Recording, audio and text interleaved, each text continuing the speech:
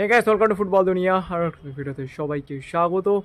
তো দুদিন পরে তোমাদের সঙ্গে আবার দেখা। এই দুদিন একটু বিজি ছিলাম, তো সেই কারণে ভিডিও করতে পারিনি। Mohun Bagan super giant versus FC Goa ম্যাচটার লাস্ট রিভিউ করেছিলাম, তারপরে তো অনেক ব্যাপার স্যাপার ঘটে গিয়েছে, সেই ব্যাপারে তোমাদেরকে আপডেট দিতে পারিনি।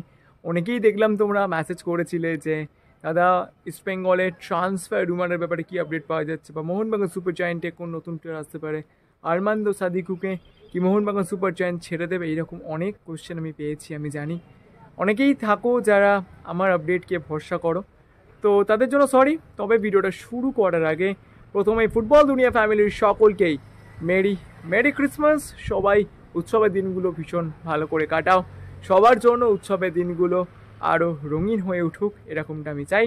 সকলে খুব ভালো থাকো, ফাটিয়ে মজা করো, আর সকলের জীবনেই ভালোবাসা থাকুক। তো যাই হোক, এবার আমি চলে এসেছি মূল বিষয়গুলোতে।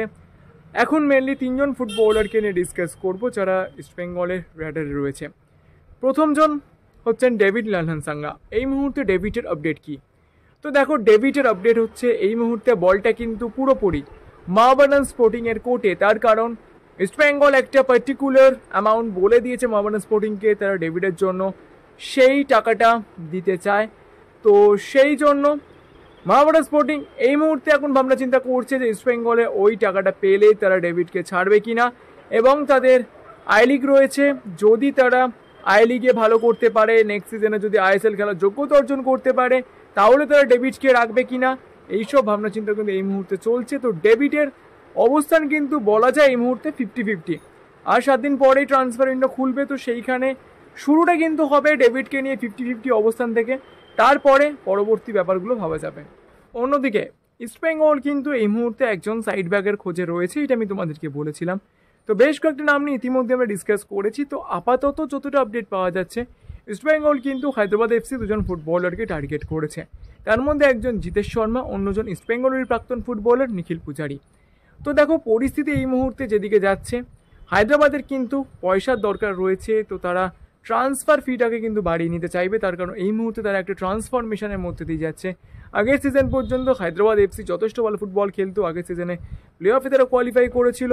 এছাড়াও কিন্তু তারা একবার শিল্ড জিতেছে আইএসএলের। তো সেই দিক থেকে দেখতে গেলে হায়দ্রাবাদ তারা কিন্তু এই সিজনটাকে তাদের ট্রান্সফরমেশনের জন্য নিয়েছে, এবং থাংবাই সিংটোকে তারা দায়িত্ব দিয়েছে।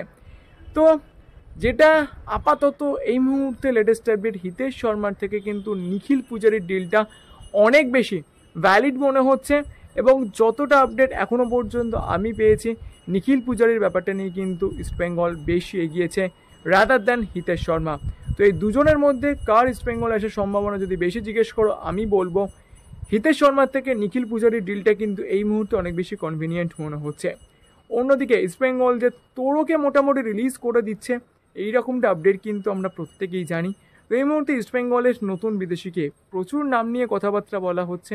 তবে আমি তোমাদেরকে বলছি, ইস্টবেঙ্গল কিন্তু বিদেশে চূড়ান্ত করে ফেলেছে। হিজাজি মাহেরের মতোই কিন্তু তাকেও খুব একদম বলা যায় কনফিডেন্সিয়ালি চূড়ান্ত করেছেন ইস্টবেঙ্গল কোচ কার্লোস কোয়াদ্রাত। তো সেক্ষেত্রে এখন কিন্তু কোনো নামকে বিশ্বাস করো না। ফাইনাল অ্যানাউন্সমেন্ট আসুক, বা ট্রান্সফার উইন্ডোটা আর কয়েকদিন পরেই খুলে যাবে, তারপরে কিন্তু আমরা বুঝতে পারবো। তবে এখনও পর্যন্ত কিন্তু যেসব নামগুলো মানে হাওয়ায় ভেসে বেড়াচ্ছে, সেই সব নামগুলোর কিন্তু ইস্টবেঙ্গলে আসার খুব একটা কোনো পসিবিলিটি নেই বলেই আমার কিন্তু মনে হয়। যাই হোক, চলো এই আপডেটগুলি তোমাদের সঙ্গে শেয়ার করেছিল। যদি ভিডিওটা ভালো লাগে তাহলে প্লিজ আর লাইক করে দিও, আর মনে করে আমার চ্যানেলকে সাবস্ক্রাইব করতে ভুলো না, কারণ সবসময় যেটা বলি, তোমরা সাবস্ক্রাইব করলেই কিন্তু আরও ভালো ভিডিও বানানোর মোটিভেশন পাওয়া যায়। তো চলো এখন কিন্তু এই পর্যন্তই, দেখা হচ্ছে পরের ভিডিওতে।